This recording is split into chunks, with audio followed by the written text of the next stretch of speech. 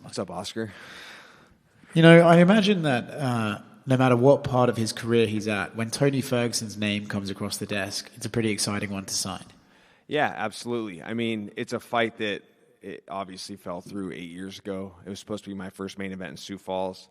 But once I went up to 170, I just kind of forgot about it. I didn't think we'd ever cross paths again. So when the name was presented to me, I was super excited. It's like a chapter I can close in my career. And to have it here in Abu Dhabi, I'm genuinely excited to fight here. You know, my last win was here. You know, I love the culture out here, so it's like a double bonus to get to fight Tony Ferguson in Abu Dhabi. Nice. There's no secret about Tony's career right now, and he's on skid. But you, as a professional and as a fighter, you have to prepare for the guy that we used to watch cutting people up with elbows and everything like that. And especially if this is meant to be his last hurrah, right? So are you going in here expecting the most dangerous Tony that you could possibly face? I would be a fool to train for the Tony Ferguson that's on the skid. I would be a fool to overlook I would be a fool to overlook him given the current situation with his career. I'm training for the guy that I was supposed to fight 8 years ago. I'm training for the guy that I was supposed to fight amidst this crazy win streak that he was on. Just because he's 0-7 in his last 7 fights doesn't take away his offense. It doesn't take away his skills. It doesn't take away his Darce choke. You know, like, it doesn't take away all the things that he does very well. And I look at some of those fights and I kind of put an asterisk next to him, like, you know, I commend him for the David Goggins Hell Week. That's quite a feat. But I don't think that that's a great thing to do in a fight camp. I think that compromised him. I'm not saying he would have won that fight, but I'm saying I kind of put an asterisk next to it. Like, how would he have done if he didn't go through such a strenuous week? You know, that probably led to him tearing the ligament in his knee. You look at the Nate Diaz fight, you know, that was already a short notice camp to fight Li Jingliang, and then they switch opponents. He fights Nate, 5 rounds. You know, there's just weird little things amidst that skid that, you know, I kind of put an asterisk next to those losses. So I'm training for the dangerous Tony Ferguson, the one that we all knew so well, the one that we all love. I mean, I get all these messages like, please just throw the fight with Tony Ferguson. I'm like, why the hell would you? What a terrible thing to message me, you know? Like, I'm training for a dangerous Tony Ferguson, and if this is really his last fight, I imagine he's going to pull out all the stops. So I hope I get the best version of him. I want the version of him that I was supposed to fight 8 years ago. You know, out of all the fighters that I talk to, you're one of the biggest fans of this sport that I'm aware of. So people can say what they want about Tony and where he's at in his career, but eventually, when it's all said and done, you have the chance here to look back, not only have Tony on your record, but to be his last fight of the UFC. You know, I'm sure that does something for you, and there's an emotional connection to Tony. We all love Tony. Do you look at that and go, man, what an opportunity I have here to sort of say goodbye to a legend? You know, absolutely. Especially because it's like unfinished business, but in a very, you know, there's no bad blood between us. That doesn't mean Tony's necessarily the type of fighter that wants to walk up and dap you up during fight week. He'll find that blood. You know, like, but him and I definitely have a mutual respect for each other. So I think that I'm his best last dance partner. And, I mean, let's just look at the numbers. I'm 36. I'm 0-3 in my last 3 fights. Like, it's a fight that makes sense. Like, it's not, you know, Paddy Pimblett, who's rolling hot right now. It's not Beneil Dariush. It's not Charles Oliveira. It's a fight that makes sense. So I feel like I'm the perfect dance partner for him. Him back at his original weight class that he won the Ultimate Fighter at. Tough champ versus tough champ. A fight that never happened. I'm the guy. Yeah. But that doesn't mean I'm going to send him off riding off in the sunset on a win. I've got to go out there and beat the guy, and I plan to finish him. So make no mistake, I am the perfect dance partner, but that doesn't mean it's going to go well for him. For you then, what exactly does a win here do for you? Does it give you a clarification on where you're at with your career? Does it give you a big name to propel yourself forward, back into the win column, back up the rankings? What exactly does a win over Tony do for you? The latter of the two. Get back in the rankings, make another run at it. Last year was hard, man. Just mentally, I fell apart in that Kevin Holland fight. I feel like I just really went out there and beat myself. I feel like, you know, I run that fight back 10 times. I feel like I win half of them, you know, but I just beat myself. And there's a lot of things that happened after the fight that kind of developed some mental struggles. But, you know, we wrote the ship. I righted the ship, or however you want to word that, you know. So things are good. My head's in the right place. And I know what I want to do with this next chapter of my career, and that's get back in the rankings. So it all starts with Tony Ferguson, but I got to go out there and I got to beat him in devastating fashion. I can't go out there and sneak by. I'm not going to go out there and have a 15-minute fight. I'm going to go out there, put a pace on him, and I'm going to put him away. So I got to send a message to these guys to let them know I'm still relevant, and it all starts with Tony Ferguson. I'm not looking past him.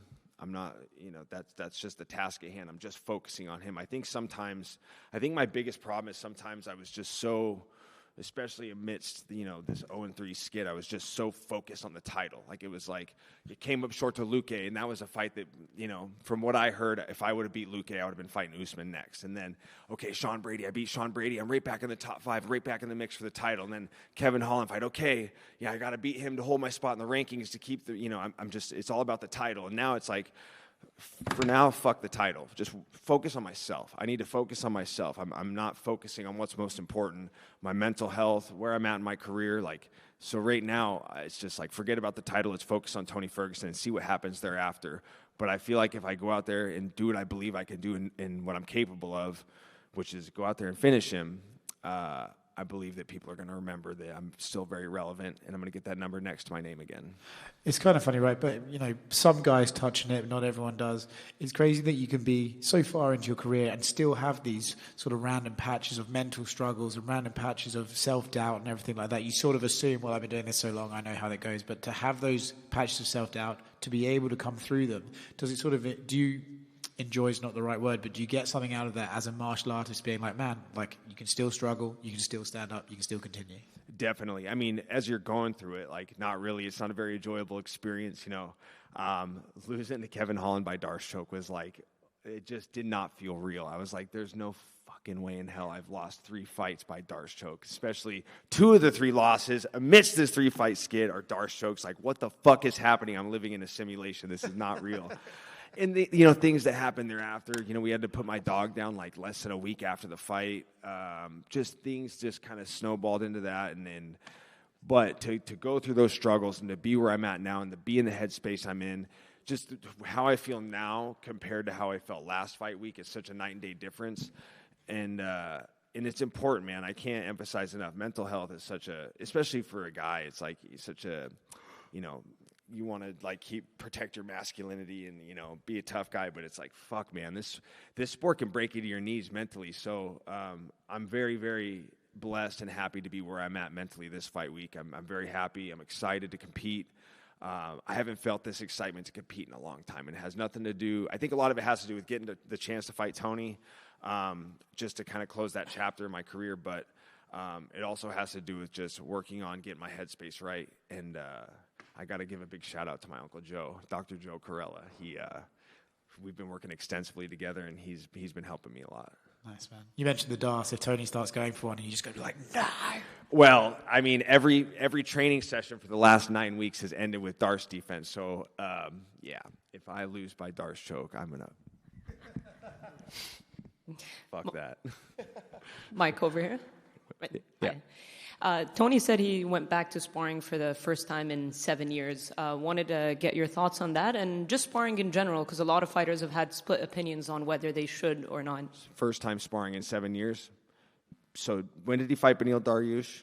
Didn't he say he slammed his training partner and broke his rib in sparring? I believe that fight was like 2021 or 2022. Okay. Yeah. I think, 120 rounds of sparring. You divide that by 3, that's you sparred 40 days in an 8-week camp. I think that's pretty normal. That's not extraordinary. That's not something crazy. That's run-of-the-mill training. Great. I hope he did spar. He should. He's going to need to. He's got a really tough fight on his hands. 120 rounds of live training is kind of base level, I think. But he did not take 7 years off from sparring. He's blowing smoke. So, yeah, I love how ESPN made a nice little Instagram post about it like it's some fucking big deal. Like, holy shit, Tony Ferguson is doing 120 rounds of sparring. It's like, all right, well, I'm sure every fighter on the card's probably like, wow, that's fucking great. Like, we all do the same thing. Like, and I think he included grappling and wrestling in there. So how many days did you grapple? How many days did you wrestle? Like, every time I go to jiu-jitsu, it's 5 to 10 rounds of live training. If I go to wrestling practice, it's 5 to 10 rounds of live grappling. If I spar, it's 3 to 5 rounds of, you add it up. I could put up a good, little headline. Hey, I did 250 rounds of live training this camp. Let's see if ESPN makes a post about that. Who gives a shit? I hope you sparred 120 rounds. You're going to need it. And he also kind of, What's up, my brother? Good to see you. Good. Sorry. That's a first. Yeah, he was also talking about, like, if you want to wrestle, I'm right here. Do your eyes light up when you hear him say that kind of stuff? Do you believe him, or do you feel like this might play out on the feet? I think it's going to be a nice display of mixed martial arts. All fights start standing. I think that he's expecting me to force some wrestling sequences. I would love for him to shoot on me. I mean, the only guy I've ever really had shoot on my legs is Sean Brady, and that's not the easiest guy to have inside the distance, inside on your legs. I would love if he shot on me. I mean, I've never really got to display my takedown defense and my defensive, just my wrestling defense as a whole. But I think he's expecting some bad shots. I think he's expecting some opportunities to snatch my neck. He's not going to get them. But I anticipate a full display of mixed martial arts, and I anticipate getting this fight done in a couple rounds. And one last one from me. What were your thoughts on Balazs' win over Lyon? It was great. I mean, it's something that I was a little bit surprised. I thought it'd be a 50-50 fight. You know, you go back and look at the first fight. Granted, Balazs coming in on short notice. Lyon had a full camp for Khamzat Chimaev, which if you're fighting Khamzat Chimaev, you better put in a good camp. That's a tough fight. But then you can't put too much stock into the first fight, and I kept having to remind myself that. And you look at Balazs' strength of schedule. I mean, compared to Lyon's, it's a night and day difference. I mean, with all due respect to Lyon, he's snuck by Nate Diaz. You know, Bilal Muhammad beat Gilbert Burns on, 2 weeks' notice, less than 2 weeks' notice, something of that sort. Plus, he mixed in all the ranked wins over Luke and Wonderboy, and like his strength of schedule is so much better. So that, looking at that, reminded myself that this fight's a lot closer than the odds makers may have it. But good for him. What a masterclass! I mean, just went out there and put a pace on him.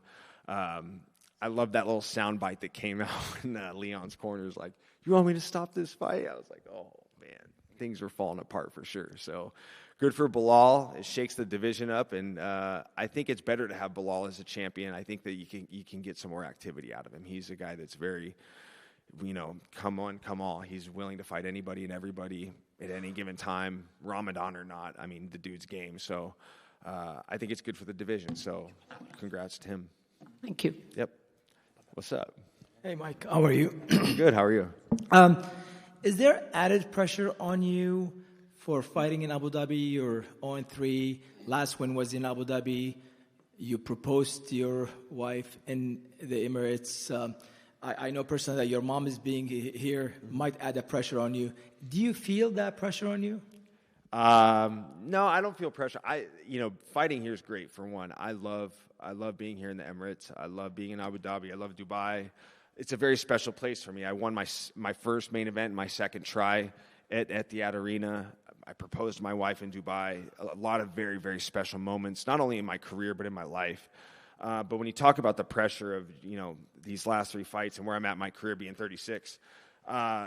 I think that what's helped me the most over the course of the last year is really figuring out what's more important. Like, whether I win or lose, I'm going to go back to the same people that are going to love me the same regardless. My wife, my family, my friends, my team. Like, obviously they want me to win, but they don't give a shit. They're going to love me the same. And I think once I figured that out, the pressure's just gone. It doesn't matter.